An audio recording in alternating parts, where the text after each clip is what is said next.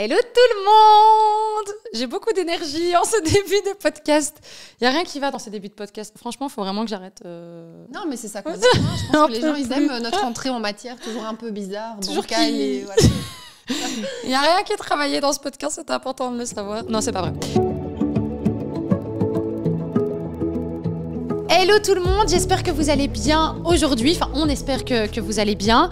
On va vous faire un podcast un petit peu spécial. Vous le savez, on est dans Feminity, donc on va parler des femmes, de ce qui se passe avec les femmes. Mais aujourd'hui, ça va être un podcast qui va parler de ce que nous vivons plus ou moins tous les mois. Mais d'abord, avant de commencer le sujet, moi c'est Chloé. Et moi c'est Anouk. On va vous parler des règles. Ouais. On va planter directement le décor. Et quand tu dis que ça nous occupe toute notre vie, tous les mois, j'ai regardé, c'est 400 fois nos règles sur une vie, 2400 jours, c'est comme si on avait 6 ans et demi nos règles en continu. Tu vois, moi, en fait, et si clairement... on faisait 6 ans et demi d'un coup, et puis on arrête. Comme ça, après, on arrête et on n'a plus nos règles. Ça aurait été pas mal. Ça aurait été pas mal. Mais déjà, moi, 6 ans et demi, mes règles, je meurs à 3 ans. J'en peux plus, je suis au bout du rôle. si pas avant. Mais au-delà de ça, on va un peu démystifier tout ça. On va un peu remettre les pendules à l'heure des règles, en fait, qui sont finalement devenues une tare, j'ai l'impression, quelque chose de négatif, de péjoratif. Oui. Alors que, les gars... Bordel de fucking God. C'est la vie. C'est ça qui fait que tout le monde ici est vivant. Bon, certains, on aurait préféré que ça n'arrive pas, mais c'est quand même grâce à ça que tout le monde est sur Terre. Donc c'est quand même le plus beau cadeau de l'univers de Dieu. C'est quand même le fait d'avoir ces règles. On ne devrait pas devoir... en faire un problème, se justifier de les avoir, ça devrait juste être mais une bénédiction. La norme, oui, voilà, c'est ça. Et la norme sur laquelle on se base pour après décliner le reste, et c'est pas le cas. Non, ça, je suis très d'accord avec ce que tu dis. C'est qu'au final, on va décliner, la société va prendre exemple sur l'homme, alors qu'il lui arrive rien. Et...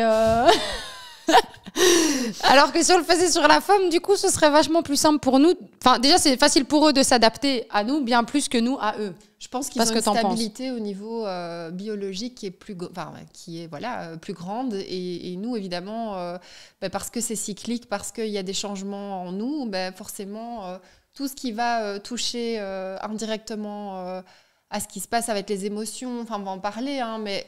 Forcément, la stabilité, c'est pas forcément ce qui va nous caractériser pendant tout un mois, quoi. Ah non, ça, on va passer de toute la life. On va passer par des états d'âme très différents durant le mois. Moi, il faut savoir que je me suis très fortement intéressée à mes règles. C'est le gourou de c'est le gourou des règles. Je me suis beaucoup intéressée à ça parce que au niveau énergie, c'est quand même un pôle très important puisque c'est quand même le pôle de la création. Ah oui. Donc, je me suis intéressée à ça et je l'ai fait grâce à un livre. Alors, vous le savez, moi, je fais pas des trucs c'est pas un partenariat ou quoi que ce soit. C'est juste que quand j'aime quelque chose et que ça m'a aidé, j'aime le transmettre. Ça s'appelle Le Grand Livre du Féminin Sacré de José-Anne Sarrazin-Côté. J'aime beaucoup cette personne. J'ai beaucoup aimé ce livre. Et en fait, dans ce livre, elle explique un petit peu comment fonctionnent les règles. Bon, j'imagine que toi, tu le sais comme tout le monde. On sait que c'est un cycle. Oui. Toi, tu savais que c'est un cycle qui est divisé en 4 phases. 4 phases, ouais. Il y a des petits schémas très sympas sur le net et sur les réseaux sociaux qui t'expliquent un peu les 4 phases. Maintenant, je retiens surtout les plus critiques. Prémenstruel, menstruel. Mais je sais qu'il y a une différence claire. Je dirais presque, est-ce que ça va 2 par 2 ? Parce qu'il y en a 2 qui sont plus dans un certain mood passif, d'autres plus actifs. En fait, ça va 2 par 2. On va dire que l'un va faire découler l'autre. Donc, c'est divisé en 4, qui est lui-même... je vais vous expliquer. Ce sera plus simple. Pour ceux qui ne le savent pas, vous avez donc 4 phases dans votre cycle. Vous avez la phase de préovulation, d'ovulation, prémenstruelle, menstruelle. Enfin, menstruation. Donc, menstruation, c'est vos règles. OK ? Dans ces 4 phases, comme tu le disais, c'est finalement 2 phases qui se rejoignent en actif, 2 en passif. Donc, on a la préovulation, l'ovulation qui sont l'actif. Et alors, on a la prémenstruation, menstruation qui sont passifs. Alors, quand on dit actif et passif, c'est pas il se passe quelque chose ou il se passe rien, puisque quand tu as tes règles, il se passe beaucoup de choses. Mais c'est, en fait, si vous voulez, comme le yin et le yang. L'énergie ? Voilà. Tu as le yin et le yang. Le yin, c'est ton énergie féminine. C'est ce qui va amener la douceur, l'intuition, prendre le temps, la lenteur. Et puis, tu auras l'énergie yang, qui est l'énergie de l'action, de la créativité, de l'instinct plus. Et en fait, si tu arrives à jouer, ou en tout cas à te connaître suffisamment pour jouer avec ça, la manière dont ton cycle va se passer va être beaucoup plus fluide. Oui, tu pourras mieux appréhender ces périodes-là et faire en sorte que tu sois moins dans le...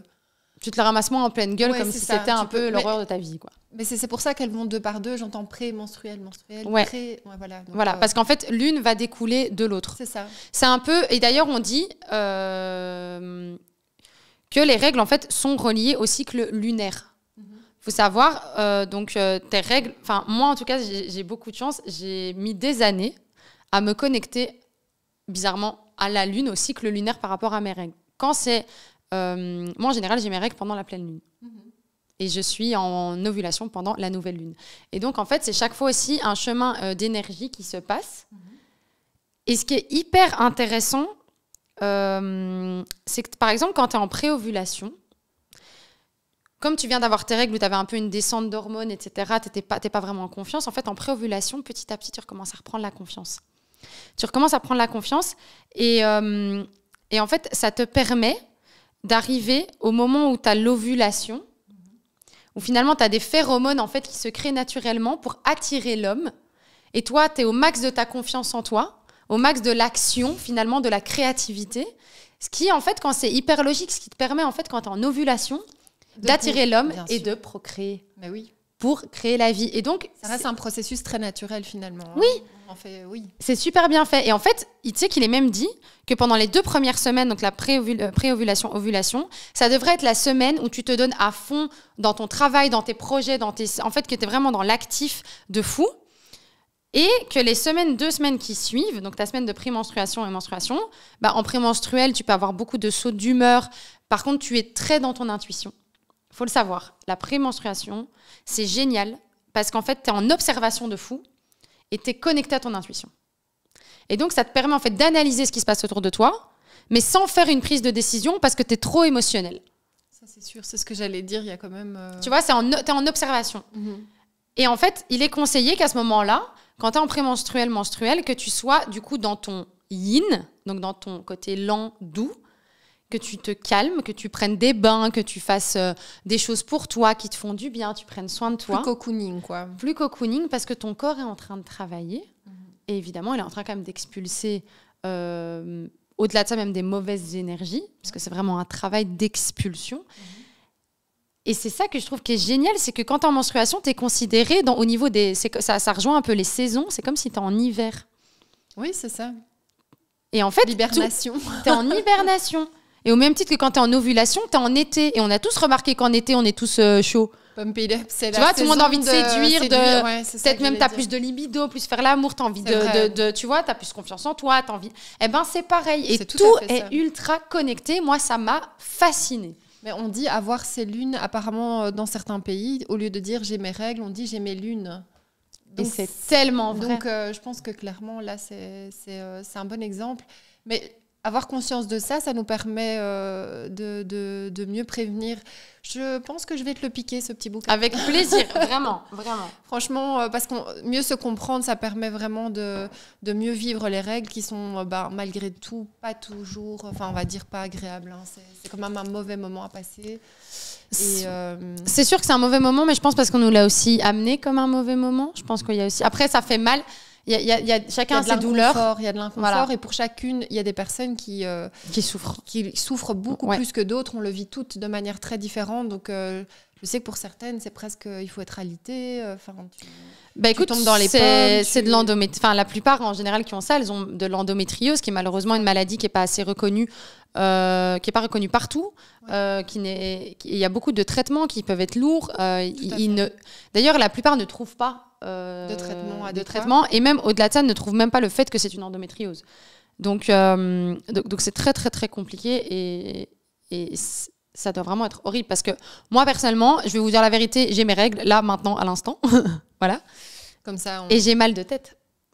Ah oui, j'ai mal au dos, j'ai mal à ma tête, j'ai mon ventre qui est gonflé. Moi, en prémenstruel, je suis désagréable. Je casse les couilles. C'est horrible. Tes symptômes à toi, c'est lesquels? Moi, mes symptômes en pré-règles, déjà, je vais être hyper impatiente. Ouais. C'est-à-dire tout ce que je vais... Tu sais, moi, je suis quelqu'un... Je prends des gants. Ouais. Là, je vais tout de point, mais plus direct que ça, tu meurs. Ça me dérange, je vais te le dire en pleine face. Parce qu'en fait... Toutes mes émotions, là, mes hormones, elles sont... Elle est moins dans l'échange aussi, hein, dans les messages ou dans les choses comme ça. Elle va être très cash et tu vas pas aller prolonger les discussions. Ça va être vraiment... C'est très compliqué. Le mais pourtant, minimum. Autant dans l'expression des choses, je vais être beaucoup plus carrée, autant dans le ressenti... C'est horrible. Je vais me sentir en dep, je vais être mal, je vais tout ressentir fois 1000. Et c'est pour ça d'ailleurs qu'on ne prend pas de décision pendant ce moment-là, mais qu'on est plus à l'affût parce que l'intuition est présente. Mais parfois, ça tombe mal. C'est vraiment, on peut l'avoir dans des périodes de nos vies où justement, on doit prendre des décisions. On est justement dans une phase un peu compliquée, que ce soit au boulot, dans le privé et tout, et ça vient chambouler et mélanger tout ce que tu vois plus clair du tout. Non. Quoi. Et tu disais, mes sens sont exacerbés. Oui, clairement, mais moi, je suis déjà hypersensible. Tu l'es aussi. Alors, quand tu as ça tout près, tu nages dans les émotions. Parce que tu disais, oui, on a une intuition aussi qui est plus fine. Et en même temps, vu qu'on est complètement déstabilisé par l'exacerbation de ce qu'on ressent, parfois, je trouve que ça... Mais c'est important de le noter. Très clair, oui, c'est ça. Tu vois, prendre le temps, quand t'es en prémenstruel, c'est de noter tout ça. Et en fait, d'attendre... Après... On va dire qu'à partir des 3 jours après le début de tes règles, tes hormones recommencent à monter. Donc la confiance en soi aussi, le côté rationnel. Et en fait, tu recommences à monter dans ta phase yang, donc dans ton côté action et tout, et tu retournes vers ta pré-ovulation. C'est important alors de prendre des décisions à partir de ce moment-là, mais d'avoir noté ce que tu as pu ressentir ou capter, de le noter pendant ta prémenstruelle et tes règles, mais de surtout ne pas de prendre la décision après. J'imagine trop des rendez-vous importants. Je reviens vers vous. Est-ce qu'on peut prendre rendez-vous d'ici 2 semaines? Parce que là, je serai dans la bonne période pour prendre une décision. Mais tu sais que c'est con, mais ça devrait être le cas. Ça devrait. Mais peut-être qu'on devrait, oui, nous, se forcer. Bon, après, il y a des situations... Oui, il y a des métiers, il y a des choses compliquées. Voilà, mais pour des choses dont tu as la maîtrise, toi, pourquoi pas? Oui, voilà. Parce que c'est important. Il faut prendre le temps pour soi et vraiment, il faut pas oublier aussi une chose, c'est que faites des tests. Moi, je l'ai déjà fait pendant les 2 premières semaines parce qu'il est même dit que pendant les 2 premières semaines de ton cycle, donc encore une fois préovulation, ovulation, la femme est capable d'accomplir. Tellement elle a de l'énergie, elle a des choses qui se passent en elle, elle est capable d'accomplir ce qu'elle pourrait accomplir sur 1 mois. Finalement, c'est l'énergie créatrice. Oui. Tu vois, puis la vie, et puis expulsion, mort, et voilà. On recommence. Et elle est capable d'accomplir sur 2 semaines ce qu'elle pourrait faire sur 1 mois. Donc au final, tu devrais faire sur les 2 semaines, tu donnes tout, et puis les 2 semaines d'après, tu te reposes. Et ça, ce serait top. ce serait top. Mais après, il faut essayer de le faire avec ce qui est possible aussi. Alors, chers politiciens, n'hésitez pas à nous donner 2 semaines de congé par mois. Nous allons vous donner nos coordonnées. Nous allons vous expliquer un petit peu, via ce petit exemple de bouquin, comment ça se passe à l'intérieur de nous. C'est ça. Et c'est vrai que ce serait super qu'on puisse adapter plus de choses dans la vie quotidienne à ce qu'on vit, parce qu'on doit, nous, s'adapter tout le temps. Moi, je repensais à quand j'étais plus jeune... on était obligé d'aller à la piscine, on pouvait pas aller aux toilettes pendant les cours. Enfin, je me dis, mais est-ce que les gens sont conscients? Enfin, tu as ton prof masculin, est-ce qu'il est conscient que tu peux pas rester 2 heures, 3 heures assis sur ta chaise sans aller changer ta bande hygiénique si tu as des règles fortes, abondantes. C'est vraiment compliqué. Moi, j'ai eu des accidents, hein, moi. Pas toi, mais quand j'avais 13-14 ans, j'ai eu des accidents en classe. J'ai attendu que tout le monde se lève et quitte la classe pour me lever et foncer aux toilettes. Non. Parce que, si. Et du coup, tu avais des tâches, des choses comme ça. Oui, j'avais... Ouais. Mais tu sais, le problème aussi, c'est quoi? C'est que... Je vais vous le mettre dans la barre de commentaires parce que j'avais écrit un article j'ai un blog qui s'appelle Le Journal pas très intime de Chlo, où j'écris un peu des trucs. Ah oui, là, c'est pas très intime. C'est pas très intime. Enfin, ce sont des choses intimes que tu partages. C'est ça. Voilà. Et donc, du coup, j'avais écrit un article sur les règles, justement, quand j'avais découvert ce livre, qui s'appelle T'es chiante, t'as tes règles. Et je me suis dit, en fait, c'est ultra frustrant parce qu'on met pas assez les gens... Oui, il y a mon téléphone qui fait vibrer. On met pas assez, je trouve, en avant auprès des garçons ce que les femmes vivent, mais de leur exprimer ça en disant c'est à ce moment-là que tu dois peut-être donner plus d'attention, plus la chérir, qu'une fille qui a ses règles, c'est quand même une période traumatisante, un peu. Oui, je confirme. Enfin, je sais pas, toi, comment toi, moi je vais te dire après, mais comment toi, tu as eu tes règles? Est-ce que tu t'en souviens? Et le contexte dans lequel c'était? Moi, je m'en souviens, c'était à 13 ans. Et j'avoue que les règles, je savais que j'allais les avoir parce que j'avais eu un cours d'éducation sexuelle en début d'année en première humanité. Donc, c'était pas du tout parce que ma maman m'en avait parlé. Voilà. Donc, je n'étais pas vraiment préparée en mode... c'était vraiment, tu vois, le cours. Et en plus, il y a... Oui, mais en plus, c'est nul. C'est hyper dans la théorie, il y a rien... Il y a plus de 20 ans. Hein. Donc, du coup, c'était vraiment... C'est pas comme aujourd'hui. Il n'y avait pas les réseaux sociaux, pas l'accès à l'information, à Internet. Aujourd'hui, franchement, les jeunes, ils ont une chance énorme. C'est que... Ils sont au courant. Il y a plein de sujets qui sont vraiment abordés sur plein de réseaux différents. Ils ont l'accès à l'information plus facilement. C'était pas le cas. Moi, j'avais un petit bouquin que j'avais chouré à la bibliothèque pour un peu regarder, mais c'était des schémas. Oui, c'est très théorique en mode médecine un peu plus. Voilà, c'est vraiment ça et expliquer limite un peu comme un conte. Enfin, je sais pas expliquer, pas vraiment dans ce que tu vas ressentir. On parlait pas de féminin sacré, d'énergie. Je trouve qu'aujourd'hui, c'est super qu'on puisse vraiment, que ce soit plus à la portée de tout le monde. Mais donc, voilà, moi, c'était pas le cas. Donc, quand ça arrivait, vu que j'en avais pas parlé à ma maman et qu'elle m'en avait pas parlé, j'ai piqué des serviettes hygiéniques pendant des mois sans lui dire dans son pack parce que, non, sans lui dire, elle achetait des grands... Elle avait des règles assez abondantes, donc elle avait toujours un stock. Et donc, je chourais discretos, mais j'avais honte, en fait, d'en parler parce que, en fait, quand on ne parle pas des choses, quand on fait en sorte que ce n'est pas quelque chose de normal, d'habituel, voilà, ça devient tout va bien, du coup, tu te sens gêné. C'est vrai, très vrai. Et du coup, j'ai eu ça avec tout ce qui se transformait dans mon corps, donc que ce soit les règles, l'apparition d'une poitrine, c'était vraiment la pilosité, c'était hyper compliqué à gérer, juste parce qu'en fait, on m'a pas dit c'est normal, ça va arriver. Stress, et en fait, c'est une bonne nouvelle, et tu vas te sentir mal, mais après, tu te sentiras bien, et puis c'est la vie, et enfin...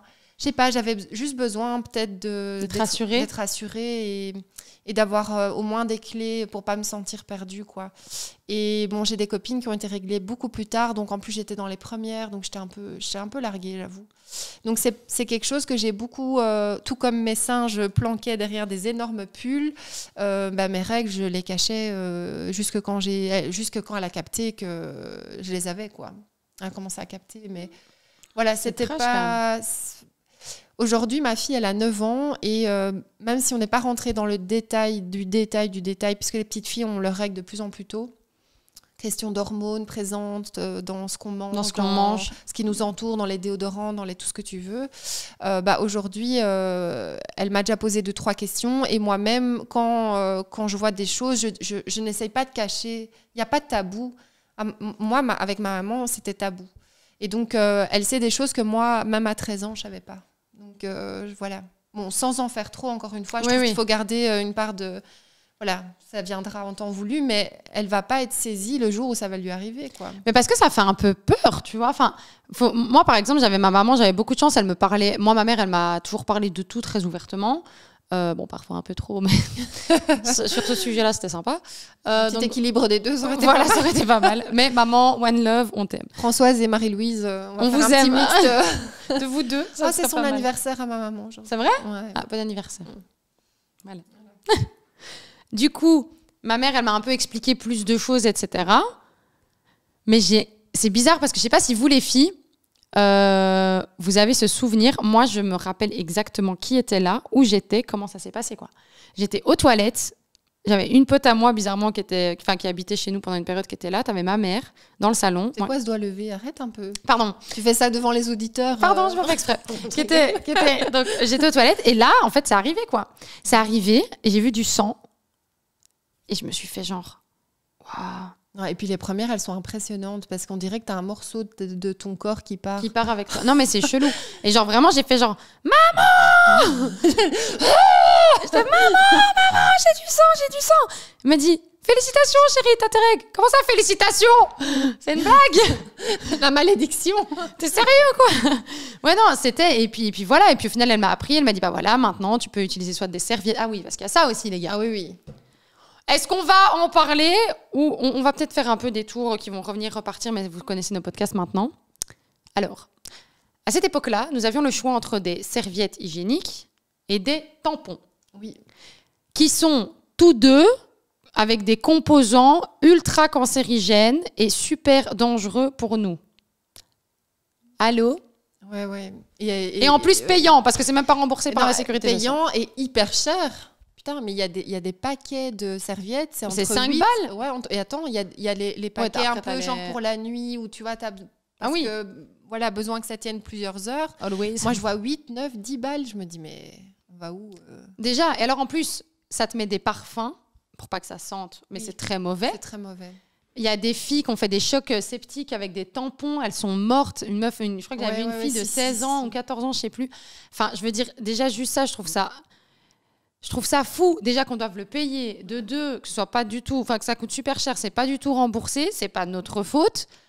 Et en plus de ça, ça peut nous donner le cancer, comme si on n'avait pas assez mal tous les mois, tu vois. Enfin... Il y a un pays qui a commencé à lever les taxes sur tout ce qui est tampons, serviettes, etc. C'est l'Inde. Mais alors ici... Ah bah c'est bien un pays que j'aurais jamais dit. Eh ben oui, je te jure, depuis 2017, je pense déjà... C'est fou quand même. Nous, on est là toujours à l'âge de pierre, quoi. Et c'est fou parce qu'il y a vraiment des mouvements. Aujourd'hui, genre, il y a un Instagram qui s'appelle Je m'en bats le clito de Clitoris. Et la nana, elle est vraiment très, très chouette. Et elle casse un peu tous les préjugés et tout ça. Et elle parle pas mal des règles. Et elle a organisé des Red Friday où, en fait, parce qu'il y a vraiment de la précarité menstruelle, où elle organise... des dons parce que aujourd'hui si t'es une nana qui a pas de travail, qui a juste le SMIC entre guillemets ou certaines jeunes qui sont dans des familles déjà pour nous je trouve que c'est un fameux budget et c'est compliqué, mais quand t'as pas d'argent mais quoi tu fais comment en fait, mais tu peux en trouver, il y en a qui sont pas chers, tu vois, les prix les premières, mais à quel prix, tu vois, tu sais pas ce qu'il y a dedans. Et c'est ça que je trouve assez fou, tu vois. Santé, en fait. Pour ta santé. T'es en train de payer un truc qui est en train de te tuer d'une certaine manière ou t'intoxiquer. T'intoxiquer. C'est pas normal. Au final, après, on a les cups.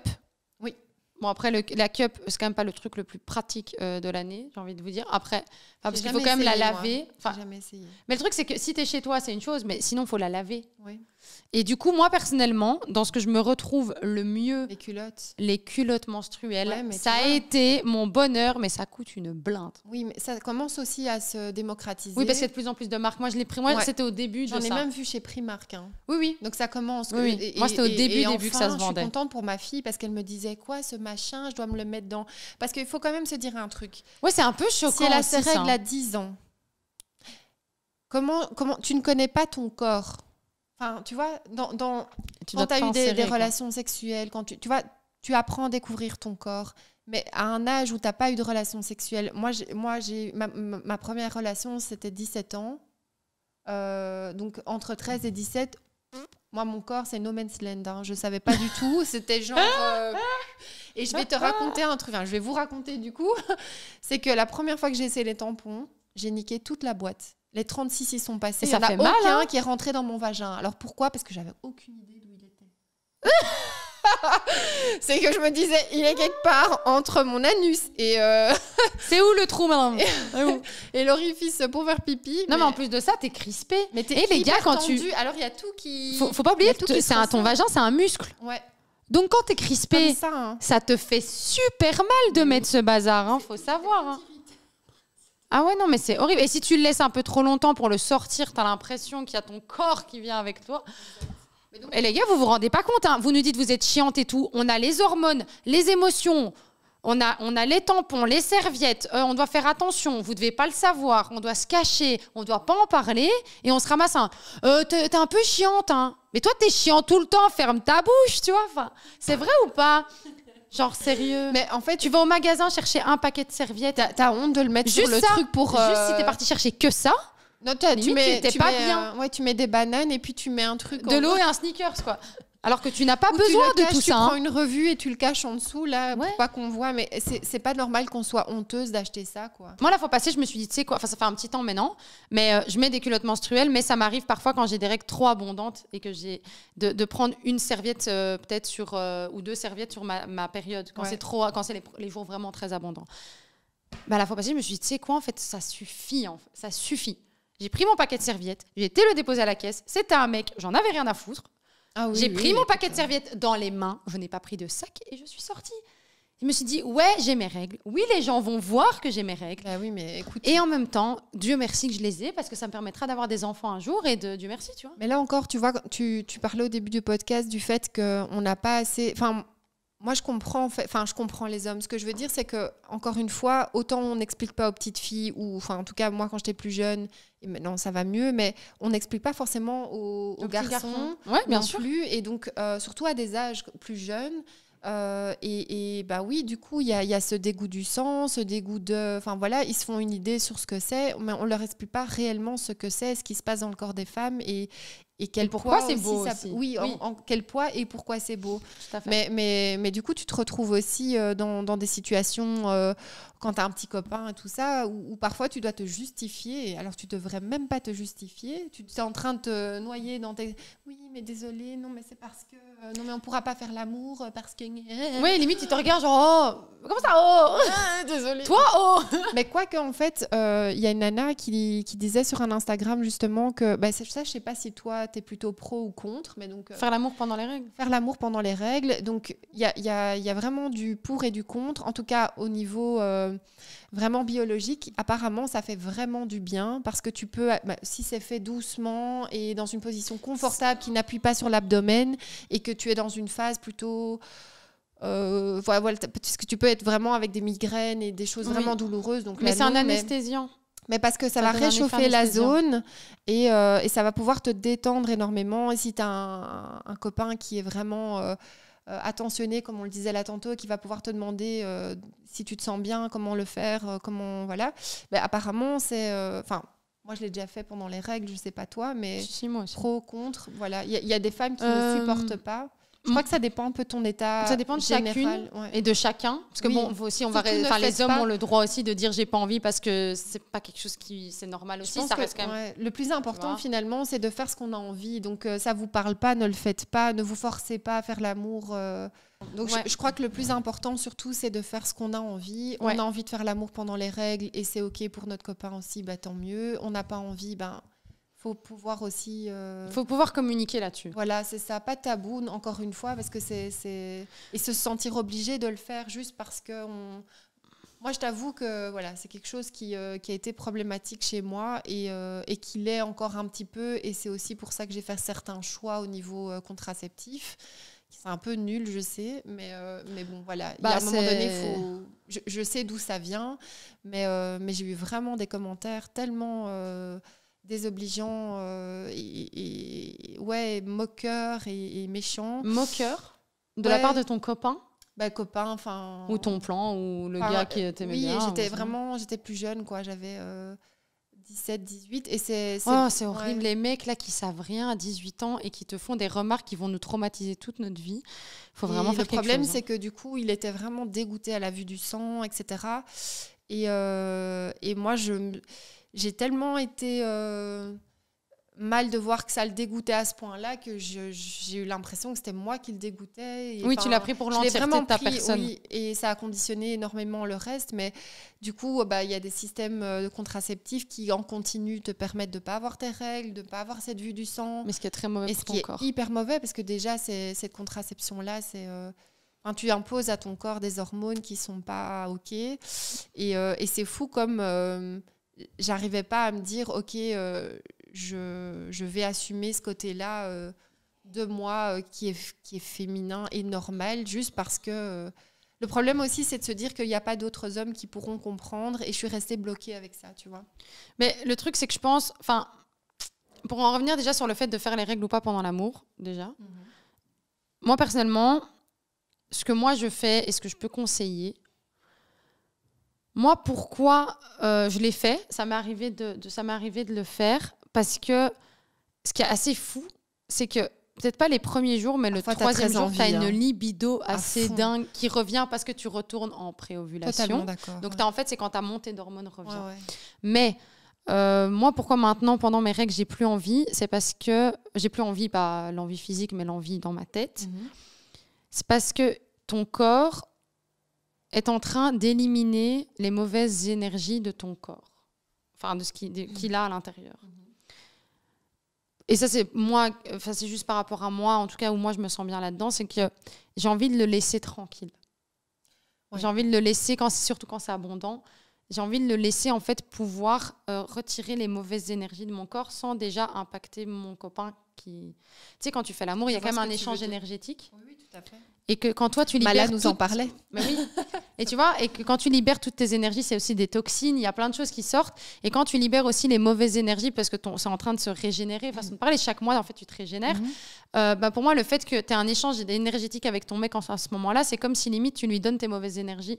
Ou, tu vois, oui, je vois ce que tu veux dire. Et donc, du coup, je préfère attendre que je sois en zone, tu sais, vers les jours vers la fin, oui. Où justement mon énergie à moi remonte, où je retourne en pré-ovulation, etc. Personnellement, pour du coup... Et même ton corps, il est tellement fatigué, il travaille déjà beaucoup, je pense que ça lui ferait peut-être du bien de juste le... Mais par contre, ce qui, moi, me ferait du bien à ce moment-là, c'est d'avoir beaucoup plus d'attention et d'affection. Parce que tu es dans une phase où tu n'es pas bien avec toi-même, tu as mal, tu te sens pas bien, tu te sens pas en confiance. Et donc là où moi, par exemple, ce qui me ferait plaisir, c'est d'avoir un homme qui soit là, ok, de quoi as-tu besoin. Bien sûr, Et ce qui est aussi très très bon, c'est de boire du thé. Il y a des thés, là par exemple chez Yogiti, ils en ont. Oui, tout à fait. Je sais pas si je crois que c'est l'équilibre féminin, d'ailleurs je pense que c'est celui-ci. Tout à fait. Il faut savoir qu'il y a des plantes que vous pouvez utiliser qui sont très très bien pour calmer le syndrome. Les crampes aussi. Les crampes, mais aussi le syndrome prémenstruel, donc même les sautes d'humeur, etc., qui régulent en fait un peu les choses. Et donc je vous conseille clairement ça parce que ça peut vous aider la tisane. Et alors, tu sais, évidemment, les compresses, du chaud sur le ventre et pas de stress. En fait, il faut, autant que possible, éviter le stress. La respiration, tranquille. Va en faire les choses, même si tu veux faire du sport, fais du sport, mais quelque chose alors de plus, encore une fois, de léger, tu vois. Moi, je rigole parce qu'en fait, je suis à l'opposé de tout ça, quoi. En fait, que ce soit quand je suis malade ou quand j'ai mes règles ou quand je suis en période de règles ou prémenstruelle, en fait, je donne jamais l'occasion à mon corps de se reposer ou de relâcher. J'en suis consciente, hein, et je sais qu'il y a d'autres personnes qui, comme moi, ont ça, mais j'arrive pas à me dire je prends soin de lui dans ce sens-là, quoi, où je lui laisse vivre ce moment. En fait, il faut que tu l'accompagnes. Oui, c'est ça, ce serait bien que tu l'accompagnes, de le dire. En fait, c'est un moment hyper important, c'est un moment d'introspection aussi, les règles, tu vois. Ouais, parce que tu es complètement dans ta bulle, tu ressens tout. Et en tout cas, je sais pas toi, mais quand moi, maintenant, par exemple, j'ai ce besoin de... Je réfléchis beaucoup, mais je suis beaucoup plus fermée au monde extérieur. Parce qu'en fait, le fait d'avoir mal à la tête, d'avoir un peu mal au ventre, au dos, d'être fatiguée, parce qu'il y a une énorme fatigue qui se place quand tu as tes règles, parce que tu es occupée à faire un travail qui ne se voit pas, mais c'est un travail de fou qui est en train de se passer dans ton corps, tu vois. Donc, tu as une fatigue intense, parce que même si tu fais rien, quand on dit « ouais, mais ça va, tu te reposes », oui, mais mon corps, il est occupé à travailler, c'est pas qu'il a rien à faire. Et c'est important, moi je te dis, moi je me ferme un peu au monde, parce que j'ai plus l'énergie. Mais je réfléchis malgré tout beaucoup parce que ça fait une grosse... En fait, c'est comme si tu rentres à l'intérieur de toi-même, tu es en intro, tu vois. Moi, je l'écoute pas, j'avoue que je suis pas trop dans l'écoute. Et comment tu vis tes règles ? Justement, t'as fort mal, t'es très abondante. J'ai pas mes règles, en fait. Hein. C'est ça que je dis, c'est que j'ai choisi un moyen contraceptif qui encore à l'heure actuelle. Donc, c'est-à-dire que j'ai tous les symptômes des règles, absolument tout. Hypersensibilité, fatigue, on dirait que je suis enceinte de 4 mois, mon ventre est complètement dilaté, j'ai parfois des Tu sais, les ganglions qui sont gonflés sous les bras, près des seins, avec parfois des seins congestionnés. Vraiment comme quand tu as une montée de lait. Oui, quoi. c'est ça, comme quand tu es enceinte, ça très très fort. C'est un peu de famille. Je vais avoir les jambes lourdes, je vais faire de la rétention d'eau. Je vais... Enfin voilà, j'ai mal aux ovaires. Ouais, ça dépend. Une fois l'un, une fois l'autre, parfois les deux. Ça dépend un peu des mois. C'est quoi le moyen de contraception que tu as là? Moi, j'ai un stérilet. En cuivre ou un stérilet hormonal? Non, hormonal justement, c'est pour ça que j'ai pas mes règles. Ah oui, et t'as pas tes règles du tout avec ça? Du coup, j'ai pas mes règles. Quand tu commences à retrouver tes règles, ça veut dire que tu arrives à la fin du stérilet et qu'il est plus très fonctionnel. Ah, parce que moi, je vous avoue, j'ai un stérilet en cuivre. Donc tu as tes règles. Moi, j'ai mes règles, c'est juste que... La différence, c'est ça en fait. Il n'y a pas d'hormones. Ouais, moi, j'ai pas d'hormones du coup, tu n'as quasi pas... Certaines femmes les ont, mais moi, je les ai pas. Mais du coup, j'ai tout le reste. Et je pense le fait de ne pas voir le sang... déjà que je suis quelqu'un qui n'écoute pas quand je suis malade, quand mon corps est fatigué, j'arrive pas à me dire ok, je me repose et je verrai plus tard, je vais au sport, j'en ai rien à foutre, je me blesse, je veux recommencer à marcher. C'est un vrai souci de non-écoute. Mais donc du coup, le fait je pense de ne pas voir ce sang et d'avoir tous ces symptômes, ton cerveau n'intègre pas. Ouais, je pense que c'est ça et je tête baissée, je continue mes activités, je ne change absolument rien en fait. Et d'où aussi parfois émotionnellement c'est compliqué parce que je demande un surcroît d'attention, un surcroît d'énergie, un surcroît en fait que je suis pas capable de donner. Et donc évidemment je vais être encore plus dans mes émotions, encore plus d'aide, encore plus mais je prends pas soin de moi, ça c'est vrai. Je vais dormir toujours le même nombre d'heures, 5, 6 heures, enfin je fais mais c'est moi ce qui me fait un peu peur dans ce que tu me dis, mais j'en suis consciente, hein. C'est que ton corps n'expulse pas. Non, il n'expulse pas. Mais je me dis, c'est tendu quand même. Mais je pense qu'il faudrait que il ne crée certainement. Il ne crée pas, en fait. Mais je veux dire, tu sais, ça fait partie d'un truc naturel de ton corps. Oui, donc je me dis, c'est en fait, est-ce que c'est pas dangereux à long terme de créer ce dysfonctionnement de ton corps? Tu vois ou pas ce que je veux dire? Oui, probablement. En fait, je suis très consciente que c'est pas forcément la meilleure solution après avoir pris aussi la pilule pendant des années. Ah oui, la pilule, ça va en parler. Voilà, je pense que aujourd'hui on a, enfin moi je suis un peu la génération où justement on n'a pas eu tous ces bouquins de féminin sacré, de sensibilisation à que ce soit normal et tout ça. Je suis un peu une génération où, comme ma mère m'a dit, moi ma mère c'était comme ça, c'était tabou et moi c'était tabou. Donc aujourd'hui allez, je suis même maman et tout ça, donc j'ai un rapport quand même au corps qui est normalement vraiment dans la féminité totale, quoi. J'ai connu cette période-là aussi dans ma vie, de donner la vie. Mais je sais pas, c'est vraiment un blocage et j'ai l'impression que c'est un peu générationnel ou sociétal, j'en sais rien. Mais... Ça l'est, bien évidemment. Et c'est fou parce que tu vois, dans ma génération, je ne sais pas si vous voyez les publicités justement pour les serviettes hygiéniques. Ouais. Tu vois, où il y a le flux qu'on met sur la serviette, il est bleu. Alors, il y a beaucoup de féministes et de nanas qui sont vraiment pour dire mais c'est pas normal que le liquide soit bleu. En fait, c'est parce que là, déjà, on fait en sorte que ce soit un problème de montrer que c'est rouge, que c'est du sang. Donc apparemment, certaines marques ont joué le jeu et ont mis le liquide rouge pour que ce soit en fait réaliste. Et des femmes se sont outrées. Elles ont trouvé... Ouais. J'ai lu plein de commentaires. Elles ont dit mais c'est choquant, la vue du sang est choquante. Un peu... Contre elles-mêmes en fait. Oui, mais finalement, regarde mon discours aujourd'hui. Il est assez proche. Moi, ça me choque pas de voir du sang dans une serviette hygiénique, etc. Mais je me demande si c'est pas aussi générationnel. Mais beaucoup de femmes se sont en tout cas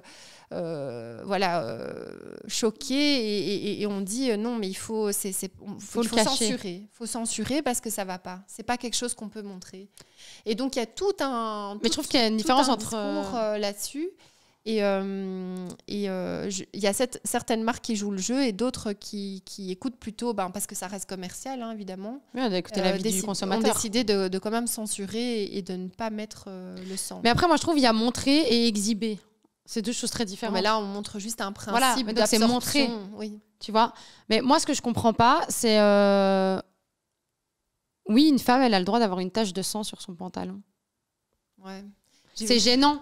Même moi, ça me gênerait. Je vais pas te mentir, si moi ça m'arrive, je vais peut-être être un peu gênée. Mais En même temps, j'ai envie de te dire... C'est quasi inévitable. Hein. Je pense pas connaître une femme qui a jamais eu un accident de sa vie. Non, mais tu connais toutes les filles. Et là, toutes les filles, on va se reconnaître toutes. Je vais marcher devant toi. Et tu vas me dire... si j'ai une tache. Et c'est toujours... Je vais m'abaisser. Allez, est-ce que t'oses... Moi, j'ose pas mettre des pantalons blancs pendant mes règles. Des pantalons clairs, j'ai du mal. Parce que je me dis, s'il y a une tache... Mais et j'apprends, là, maintenant que je vous parle, j'apprends à ne plus le faire. Genre là, je suis partie... j'étais partie à l'étranger, là, quelques jours.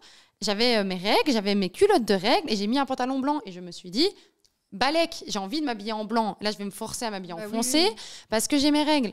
Même, t'as peur. T'as aussi cette peur aussi quand tu dors avec un mec et que t'as tes règles et qu'il y ait du sang sur le matelas. Si, bah oui. Moi, je mets un petit essuie parfois. Alors non, mais tu vois, je me dis, on ne devrait pas se sentir comme ça. On ne devrait pas se sentir honteuse. On porte la vie, bordel, tu vois. Non, c'est sûr.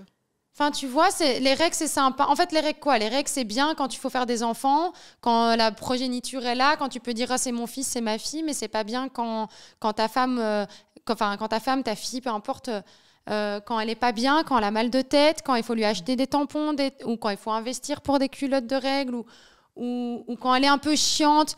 En fait, c'est bien que pour le positif, mais j'ai envie de dire, les gars, je veux dire, en tant que femme, vraiment, c'est un très beau cadeau parce que on a l'expérience de porter la vie, on a l'expérience de vivre ça et on ressent notre corps très fort. On a besoin d'être reconnu là-dedans, je pense. Hein. Mais il y a un moment, enfin, je veux dire, mais je crois encore gars, vraiment, c'est la question de... C'est une société.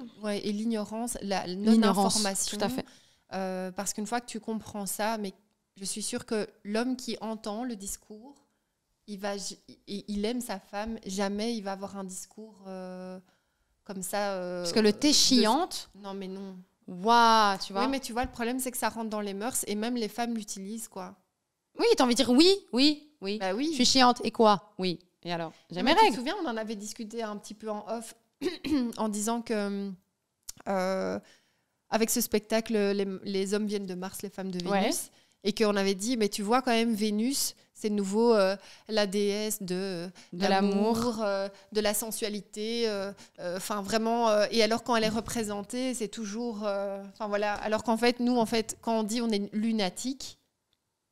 Ben, c'est parce qu'on fait en fonction de la Lune, on a des phases lunaires. De la Lune, donc on vient plus de la Lune que de Vénus. Tout à fait. Mais encore une fois, je pense que c'est pas on est chiant, on est cyclique. En fait, il fait pas toujours beau. Le soleil, il est toujours derrière les nuages, il brille toujours. Mais parfois, il y a des nuages, parfois, il y a de la pluie. Mais il est là, hein, le soleil, il est derrière. Oui, mais c'est ce qui fait que on a besoin de ça. C'est ce qui fait que la nature vit. En fait, nous, on est la nature. On est la nature. C'est pour ça que les plantes poussent.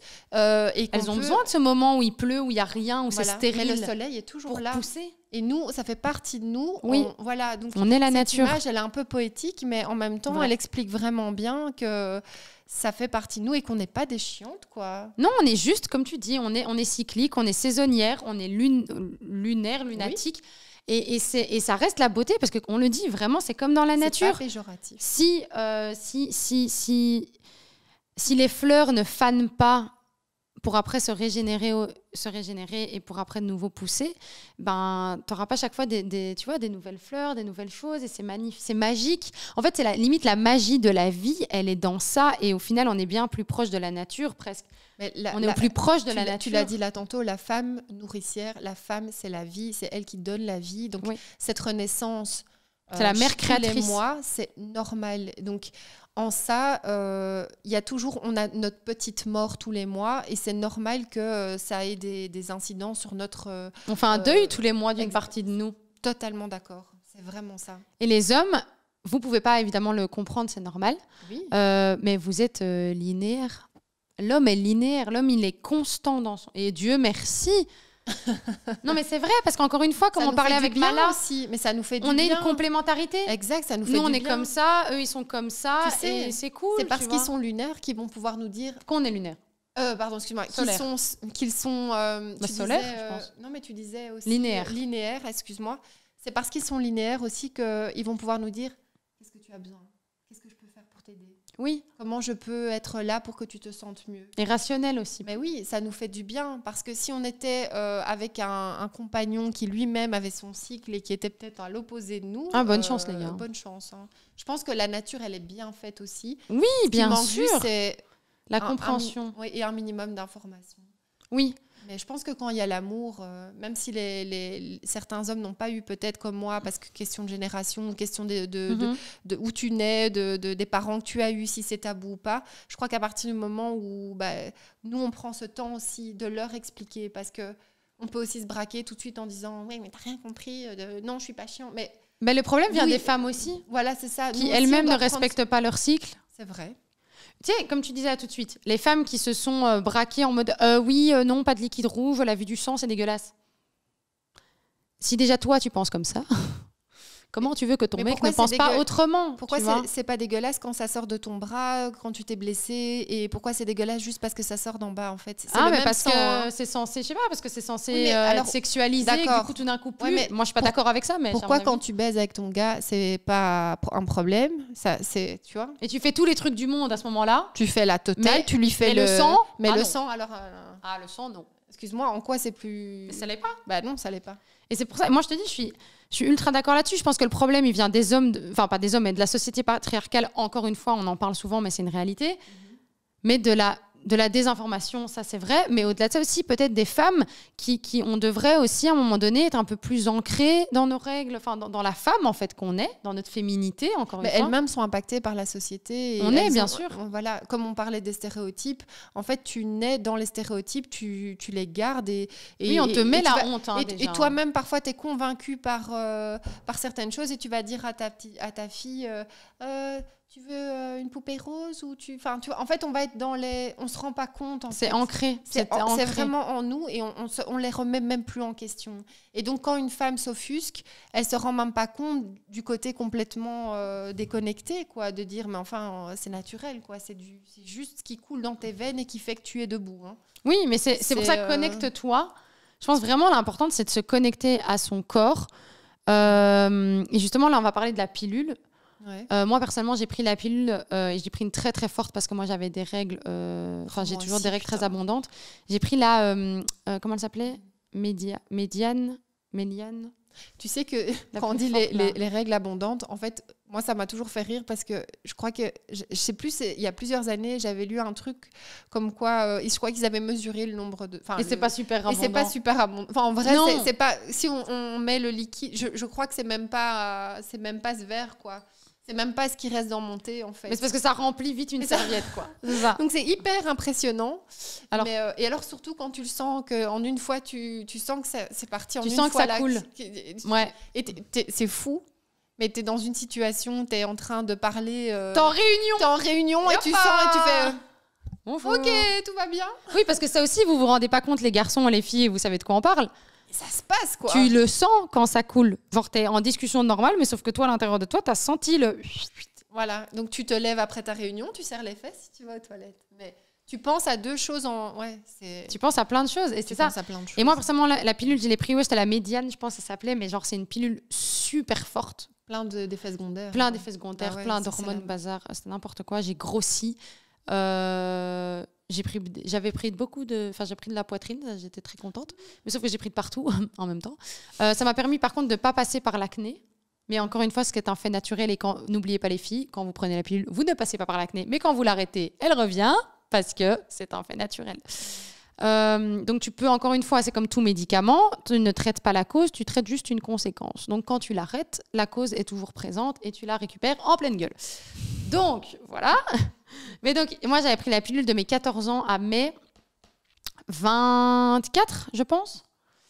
Non, même moins, 23 je crois. Je crois que là ça doit faire plus ou moins 5 ans que j'ai arrêté la pilule. J'ai arrêté pendant 2 ans avant de mettre un stérilet en cuivre. Les filles, j'ai recompris c'était quoi avoir ses règles. Parce que, comme tu le disais, quand on a sa pilule, t'as pas tes règles. C'est des fausses règles. Oui, c'est pas ton vrai cycle. Hein. Non, c'est la pilule qui indique à ton corps quand est-ce qu'elle doit ovuler, de quand, voilà. Donc c'est tes fausses règles, c'est pas tes règles à toi. Non. Ton cycle à toi, c'est pas celui-là. Ouais. Et moi, j'ai récupéré mon cycle après 1 an et demi, genre stable. Hein. Mais du coup, j'ai récupéré même mes humeurs. Tu sais, quand tu prends la pilule... tu dis ça, j'ai récupéré mes humeurs. J'ai récupéré mes humeurs, mais vraiment, genre, tu sais, quand tu prends la pilule, t'as quelque chose quand même malgré tout de très calculé. Tu vois, c'est hormonal, t'as la pilule, bazar, machin, ça s'arrête, ça reprend.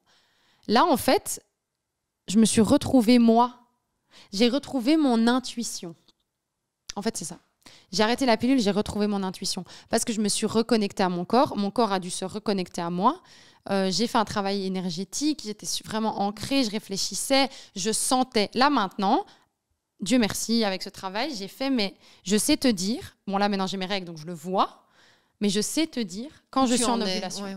Je sais te dire quand je suis en pré, je sais te dire quand je suis en menstruation, je sais te dire que j'ai mes syndromes prémenstruels, je les sais, je les sens. Et c'est beau de ressentir tout ce changement dans ton corps parce que tu as une énergie comme ça qui se promène. Et c'est assez fou, quoi. Tu as un flot d'énergie assez dingue. Et moi, la pilule, je vais pas mentir, je suis maintenant contre parce que tous les effets secondaires qu'il y a dans ces trucs, ça fait peur. Ça fait très, très peur. Moi, je me suis dit, plus jamais. Mais en même temps, je comprends que c'est pas facile pour tout le monde de ne pas le prendre, donc je juge personne. Moi, je dis juste, si vous avez l'occasion de ne plus le faire, je vous le conseille, d'être à l'écoute de votre corps aussi. Parce que je veux dire, tu peux plus ou moins savoir aussi quand tu es en ovulation, si tu t'écoutes. Moi, comme je sais quand je suis en ovulation, bah, potentiellement, si je ne veux pas d'enfant, bon là, j'ai un stérilet en cuivre, mais je veux dire, si j'en avais pas, je sais plus ou moins calculer. Oui, tout à fait. Mais je pense que...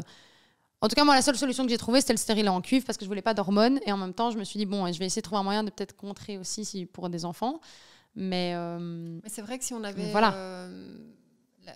le boulot ou des choses qui étaient un peu plus adaptées ou adaptables, peut-être qu'on sentirait qu'on a plus de confort pour pouvoir moins choisir des systèmes style pilule, style stérilet, hormonaux, etc.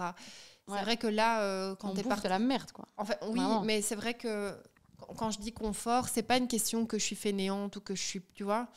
Mais c'est juste que avec la vie parfois qu'on a et la manière dont on doit la mener, je trouve que c'est pas toujours simple non plus de... Du tout. C'est pas simple parce que c'est pas adapté pour les femmes, on se sent pas... Ça m'arrive. Moi, dans la société, je me sens pas soutenue. Ça m'arrive parfois d'être 4-5 heures en réunion et j'ai à peine le temps d'aller aux toilettes. Donc, en plus, je sais même pas. Alors, je devrais l'imposer, tu vois. Oui. Mais si tu es la seule femme à la réunion, on va te regarder en mode c'est encore une pisseuse. Oui, mais encore une fois, je crois que même il faudrait... Tu sais que moi, maintenant, j'ai une règle d'or là depuis un peu plus d'1 an. Quand j'ai mes règles, je le dis. Et j'en ai rien à foutre. Tu vois, je regarde le conseil d'administration. Alors, excusez-moi, pour commencer, premier point, j'ai mes règles. Donc, je vais vous faire chier. Donc, il est fort probable que d'ici 1 heure, j'aille aux toilettes. Donc, tu fermes ta gueule et on continue. Mais oui. Deuxième point. Alors, les toilettes. Non, franchement, vraiment, même dans mon travail actuel, genre, la personne avec qui je travaille, elle le sait. Elle le sait. Genre, la personne sait, et c'est un homme, il sait, ok... là, elle a ses règles. Et il le sait, mais je lui dis pas pour qu'il le sache en mode... je lui dis pour qu'il sache que mon comportement aura il l'entend. Parce que ma voix va changer, mon comportement va changer. Comme on le disait, je vais être beaucoup plus directe, je vais être beaucoup moins patiente, je vais certainement casser les couilles. Il y a des choses sur lesquelles j'aurais dit peut-être oui. Intransigeant. Voilà. Ouais. Et c'est OK, tu vois, parce que je suis occupée à vivre un truc à l'intérieur de moi. J'ai pas envie que tu me fasses chier. Finalement, c'est comme quand tu vis autre chose sur le côté qui peut-être te bouffe un peu la tête, je sais pas. C'est une charge mentale. Voilà, t'as un conflit, t'as quelque chose à régler, ton enfant est pas bien, j'en sais rien, ou t'es occupée. Et donc, il se passe, ouais. Il y a quelque chose qui te tracasse aussi, en plus, comme les règles, et donc ton comportement de tous les jours, il va s'adapter automatiquement. Et je pense que le communiquer, mais sans peur, moi je vais dire même c'est bête, tu sais quoi, à la boxe. Ça doit pas être une justification. Non, c'est juste une information. Voilà. Pour ton bien-être à toi et mon bien-être. Ouais, c'est ça. À la boxe, je le dis aussi. Je dis voilà, aujourd'hui, je suis fatiguée, je vais peut-être pas faire un très bon entraînement parce que j'ai mes règles. C'est clair. C'est tout. Et voilà. Et c'est un homme. Ouais, ben c'est un homme. Et quoi? Je veux dire, c'est un homme. Il est pas bête. On est des adultes. Exact. J'ai mes règles. Et je dois pas avoir honte de te le dire. Après, je vais pas t'expliquer où j'en suis dans mon stade. Enfin, je vais pas t'expliquer combien de fois je me change par jour. Je vais juste te dire, voilà, là, maintenant, je dois aller aux toilettes. J'ai mes règles. Je dois me changer ma serviette. Je dois changer ma culotte. Ou tu dois changer ton tampon. Tu fais ce que tu veux. Tu vois. Finalement, dans ce que tu dis, ce que j'entends aussi, c'est que finalement, nous, on doit assumer plus. Oui. En fait, vraiment l'imposer et ne pas se justifier comme je le disais, mais faire en sorte que, en fait, dédramatiser ça, en fait. Oui. On est les premières actrices et c'est à nous de le faire. En fait. Parce qu'en fait, le fait que, déjà, si eux le dramatisent. Alors, si nous, en plus, mais on cache et on recache. Mais sinon, on dramatise de fait. En fait, c'est ça. Je pense, regarde, quand tu vas chez quelqu'un et t'es sûr de ce que tu lui dis, ouais, en fait, aujourd'hui, voilà, j'ai mes règles. C'est tellement spontané. Oui. Qui va te regarder en disant ah, mais non. Tu regardes, quoi, j'ai mes règles. Mais ça, c'est pour tout ce que tu assumes, finalement. Mais oui. On doit juste le dupliquer, c'est tout. C'est juste de dire à un moment donné, genre, nous sommes qui nous sommes, nous avons ce que nous avons. Et c'est OK, tu vois. Ça s'impose aux autres et puis c'est comme ça, c'est tout. Oui, c'est ça. Et je me dis, il y a un moment, c'est important de mettre les choses à plat. Et comme je disais encore une fois, il y a une différence entre montrer et exhiber.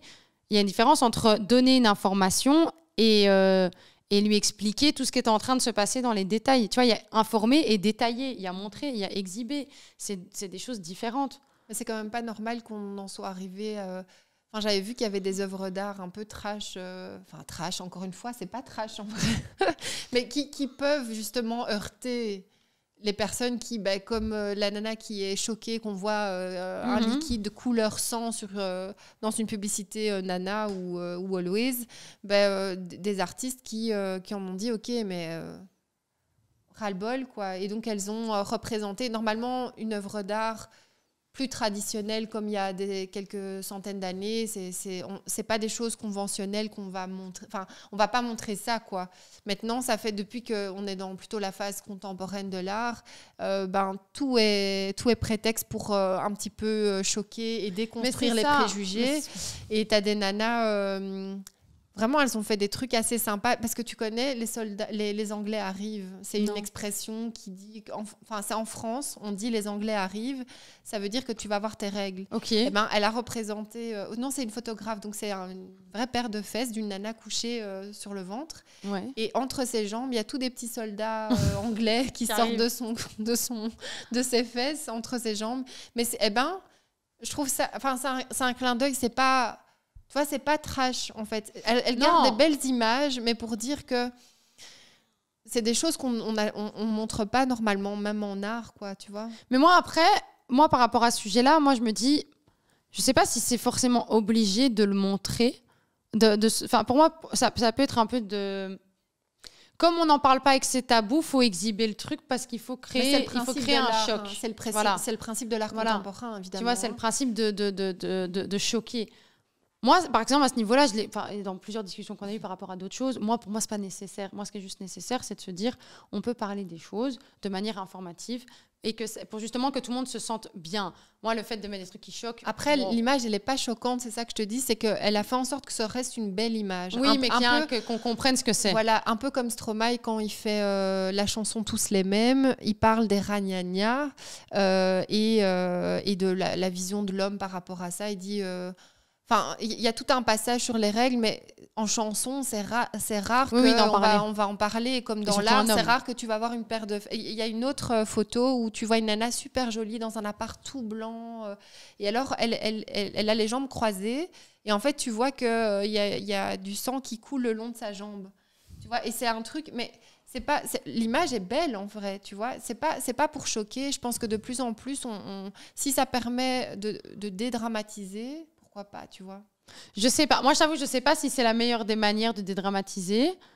Après, c'en est peut-être une. J'en sais rien. En tout cas, l'art a toujours servi. Moi, je sais que pour moi, ça dédramatise pas de ouf, mais après, faut voir sa sensibilité à l'art. C'est ça. Mais j'ai une sensibilité à l'art, mais je sais peut-être pas à cet art-là.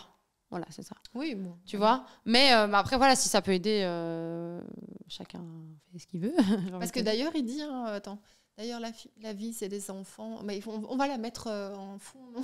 On la mettra à la chanson. Je sais pas vous promettre cette information parce que ça prend du temps, mais en tout cas, peut-être... mais c'est important, il n'y a rien à faire. Je pense que de toute façon, même le fait de dire les ragnagnas, tu vois, ne pas oser dire le mot « j'ai mes règles », je suis indisposée. Après, moi, je dis « je suis indisposée », ça dépend de la discussion parce qu'il y a des discussions plus politiquement correctes où tu dois... Oui, mais tu vois, disposer à quoi et indisposé à, du coup, ne pas faire quoi? Parce que c'est ça aussi. Je suis indisposée à être à l'écoute de tous tes besoins parce que je dois être à l'écoute des miens. Est-ce que ça, c'est pas toujours... à dormir? Oui, mais c'est toujours, en fait. Oui, mais moins, tu vois. Je pense que moi, j'ai mes règles, je crois que c'est encore le mieux. Ouais, moi, je dis ça, moi, j'ai mes règles. Mais t'as vu, ici, on a quelques expressions qui sont rigolotes. Donc, en Espagne, c'est je suis malade, quoi. On dit pas j'ai mes règles. On dit je suis malade. Ouais, donc j'ai pas mis les mots en espagnol, mais l'expression, c'est malade. Il n'y a pas un mot spécial pour dire règle. Ah, donc on est en maladie, en fait. Il faut dire que t'es malade, quoi. Oh là là. Donc, on nie le mot. En Italie, c'est mes choses. Mes choses. Oh là là. Alors, la red curse, la malédiction rouge. Malédiction, putain, on dirait un film et tout. Quoi, la malédiction, alors que encore une fois, c'est ça qui donne la vie, quoi. Ouais. Si ça, c'est une malédiction, on est tous, enfin, tu vois. Et alors, au Togo, c'est mon chef fait la loi et mon chef, c'est l'utérus. Mon chef, c'est l'utérus. Donc, c'est l'utérus fait la loi et c'est mon chef est là pour dire mes règles sont là. Ah, mon chef est là et le chef, c'est l'utérus. Ouais. Oh, enfin, c'est les règles qui viennent. Et alors, en Inde, toujours poétique, hein, la religion mensuelle. La religion mensuelle. Donc, tu vois, je t'avais dit que c'était les premiers à avoir enlevé les taxes sur tout ce qui était serviettes et tampons. Et eux, ils appellent ça la religion mensuelle. Et ils invitent à se reconnecter. Donc, mais clairement, c'est pas le même type de culture. Hein, c'est vraiment... Ils ont une spiritualité vraiment... Enfin, voilà. Et donc, les Anglais arrivent. Ah oui, il y avait un truc rigolo. C'est mamie... Mamie est prise dans le trafic. Mamie est prise dans le trafic. Ça, c'est l'Afrique du Sud. Les feux rouges. Les feux rouges. Enfin bon, voilà, il y a des trucs un peu zarbi, mais il y en a toute une série sur les réseaux, c'est un peu rigolo à regarder. Mais voilà, moi, ça m'a tu vois, comme quoi, ça m'a fait un peu rire, mais en fonction de... C'est quand même un vrai sujet à l'heure actuelle, les règles. Tu vois, et on en avait justement demandé sur Instagram et tout le monde est assez chaud. Donc on a voulu partager ça. Et je dis d'autant plus que là, je suis en plein dedans. Donc du coup, ça permet vraiment de donner un avis très direct, je pense. Que j'ai été dans ce podcast, d'ailleurs, je pense assez direct aujourd'hui. Mais quoi qu'il arrive, on en parlait, c'est vraiment pouvoir s'écouter, faire ce qui est bien pour soi. Pouvoir expliquer, faire relativiser les choses auprès des gens qui ne connaissent pas ou peu, enfin plutôt l'autre sexe du coup. Oui. Et s'accepter. Et s'aider avec tous ces outils qui aujourd'hui existent et qui nous permettent de mieux nous connaître et d'être mieux connectés. De comprendre en fait ce qui se passe. Je pense que même en tant que femme, moi avant que je lise ce livre, je ne comprenais pas dans mon propre corps ce qui se passait. Et donc je pense que les premières intéressées devraient s'y intéresser. Afin de transmettre l'information aussi de la bonne manière et d'une manière qui soit aussi logique. Enfin, je veux dire, pour moi, j'ai vraiment trouvé ça super logique. Oui. C'est logique qu'en ovulation, tu aies tes hormones qui soient au max pour avoir confiance en toi, pour sortir des phéromones qui vont attirer l'homme, pour faire l'amour, pour avoir des enfants. Bah oui, t'es en ovulation, évidemment que c'est là que ça se passe. Bien sûr. Le moment où t'as tes règles, t'es en expulsion, c'est normal que tu sois fatigué, c'est normal que tes hormones descendent. T'es en période hivernale, t'as besoin d'être chouchouté, t'as besoin d'amour. Enfin, en fait, tout est tellement logique et tout est tellement beau. T'as besoin de manger du sucré. T'as besoin de manger, mais oui, parce qu'encore une fois, syndrome réconfortant. On bouffe tout le temps. Syndrome réconfortant. Moi, tu cherches le réconfort. 1 litre de glace quand je suis en... Enfin, bah oui. Et aussi... c'est beau quand même. Je me rends compte que, en tant que maman, aujourd'hui, j'ai vraiment aussi un rôle à jouer. T'as une responsabilité, bien sûr. Autant, j'ai pas eu ce discours-là de ma maman, mais qui s'explique parce qu'elle l'a pas eu non plus. Et franchement, je lui en veux pas, elle est adorable. Mais je me dis, voilà, je vais pouvoir donner aussi des outils à ma fille pour qu'elle le vive autrement que moi, je l'ai vécu. Oui. Et ça, c'est vraiment super aussi, quoi. Mais il faut casser, en fait. Je pense que notre génération, on a beaucoup de chance. On peut faire beaucoup de choses. On a le droit de faire des podcasts. C'est trop bien. Non, on va pouvoir justement casser un peu tous les mythes, les tabous du passé. Certes, il y a beaucoup de choses qui font qu'à l'heure actuelle, il y a des choses qui se perdent. Il y a des valeurs, des principes. Il y a des choses qui se perdent, malheureusement, avec tout ce qui est réseaux sociaux, etc. On en a déjà parlé. Mais si on voit le bon côté des choses, ça nous permet aussi de casser un peu certains codes tabous du passé ou certaines choses qui n'étaient pas très bien, de la désinformation, et de pouvoir justement dire ok, moi ma mère elle a été comme ça, peut-être que moi je peux faire différemment, et de créer cette nouvelle génération de jeunes qui assument qui ils sont, qui se comprennent, qui se connaissent, et pour plus qu'une fille de 14 ans qui a ses règles ait peur de le montrer, pour plus que quand on se promène dans la rue, qu'on ait peur d'avoir une tache et que du coup, le mec, qu'on se moque, que le mec soit dégoûté. C'est pas normal. On va dire, c'est pas normal que ton mec soit dégoûté. Non. Parce que parfois, les mecs que vous demandez au lit, je suis désolée, si vous êtes dégoûté pour ça, c'est une grosse blague. C'est une grosse blague. Oui. C'est vraiment une grosse blague. On confirme. On peut être d'accord. Donc voilà. Ouais. Donc, on se calme maintenant. Donc ce que je veux dire par là, c'est que vraiment, assumons-nous, nous les premières, soyons dans la compassion de ce qu'on vit. Parce qu'on est très dur avec nous-mêmes quand on a nos règles. Avec nous-mêmes. On doit avoir le même niveau de vie, mais on n'est pas des garçons. On n'est pas linéaire. On ne l'est pas, c'est physiologique. un peu le message que moi je prends aujourd'hui aussi, d'être un peu plus indulgente cycliques avec moi-même. Ouais. Et justement, tu sais quoi, c'est surfer sur la vague. C'est typiquement pour nous cette phrase. Surfer sur la vague de votre cycle. Oui, tout à fait. Tu vois, quand vous êtes en haut, donnez tout. Quand vous êtes en bas, reposez-vous pour mieux repartir. Tu vois, c'est pareil quand tu cours. J'ai couru aujourd'hui, bêtement, je vais faire une métaphore. J'ai couru avec une amie qui me coach dans la course. Et on était dans une montée. Elle m'a dit, Chlo, chaque fois qu'on est dans une montée, comme c'est un moment où tu viens d'en bas, t'es un peu plus fatigué, elle me dit juste... Redescends le rythme. Genre redescends pour garder, tu sais, du punch. Et donc, en fait, elle me disait, surfe en fait sur ce que tu es. Tu t'adaptes et tu restes pas au même rythme pour pouvoir tenir sur la longueur. Ouais. Tu ne peux pas, elle m'a dit, tu peux pas courir pareil sur du plat, sur de la montée ou sur de la descente. C'est une bonne image. Tu t'épuises. Oui, c'est une bonne image. Donc, on s'adapte. Et je pense qu'en tant que femme, on doit se soutenir et on doit s'expliquer les choses et on a le droit de se sentir pas bien, on a le droit d'être dans nos émotions. Moi, par exemple, maintenant, j'ai décidé que quand j'étais vraiment dans une phase où je sentais que j'étais très irritable, parce que c'est ça aussi, la semaine passée, j'étais dans une phase où il y a une journée où j'étais triste, j'étais déprimée, parce que mes hormones étaient en descente, clairement. Triste, déprimée, j'étais irritable, j'étais chiante. Et je l'acceptais parce que c'était mon émotion. Et j'en avais parlé avec Anouk. Et Anouk m'a dit, est-ce que tu veux qu'on se voit? Et je lui ai dit, ça me ferait trop plaisir de te voir parce que dans mon fort intérieur, Chloé, elle a envie de te voir. Mais là, je suis dans la phase dans laquelle je me sentais, j'avais besoin d'être seule parce que j'avais ni l'énergie d'expliquer ce que je ressentais, ni l'énergie de recevoir des informations. Et j'avais pas envie d'être désagréable. Non, mais j'ai joué mon rôle de mec et je t'ai demandé, est-ce que tu veux que je sois là pour toi? Est-ce que tu as besoin de quelque chose? Donc voilà, en fait, c'est surtout ça, je pense, qui est important. Et j'ai pas du coup mal pris du tout le non, parce que je sais ce que c'est aussi. Mais si je lui avais dit ramène-moi une glace, potentiellement on m'aurait ramené une glace. Oui, je serais venue, oui. Sans me parler, mais juste tiens. 2,5 litres, chantilly, tu petit cookie, la totale. Et même pas besoin, et parfois il faut même pas parler, il faut même pas en discuter, c'est juste de quoi as-tu besoin, mais j'ai besoin de ça. Tu sais que t'as besoin d'un bain chaud? Tiens, je vais te faire ton bain, va dans ton bain. Ça te bien. Quel pied. Ah oui, ça les règles quand t'as un bain chaud, bonheur. Mais voilà, et peut-être un petit merci aussi parce qu'on va tout doucement clôturer ce podcast. Yes. Mais on voulait vraiment grave vous remercier. Oui. Parce que là, quand même, moi je trouve que ça vaut une petite danse. Ça vaut une petite danse des familles. Non mais vraiment, de ouf. On est happy. Alors pour ceux qui ne le savent pas, ou pas, on a une vidéo sur TikTok qui va arriver à 1 million, je répète, 1 million de vues. On va bientôt arriver aux 10 000 abonnés sur TikTok. On est passé à plus de 300 sur Instagram. On a une vidéo sur Insta qui a fait 60 000 Non, c'était sur Insta. C'était peut-être sur TikTok, ça aussi. Oui, bref, on a l'Instagram qui pète aussi petit à petit. Mon TikTok, vous le savez, c'est une plateforme qui pète très, très vite. Mais grâce à ça, Instagram aussi. Et puis les vidéos et alors, YouTube. Surtout, c'est pour ça qu'on est très contente. Oui. Vous regardez le podcast en entier. Le dernier podcast qu'on avait fait avec Mala, il est déjà à 1300 vues. 1400 même. 1400, je te jure. Voilà, 1400 personnes ont regardé. Et alors, sur Spotify aussi, on a passé les 500 enregistrements de nos podcasts aujourd'hui. Comme ça, tu le sais, je te l'avais pas dit. Trop bien. Donc, on est super contente. On est super contente parce que c'est ce qu'on voulait. On voulait que nos expériences puissent vous aider, qu'on puisse partager. Et dans la good vibe. Trop bien, quoi. Genre, trop bien. On est trop contente. On s'y attendait pas du tout.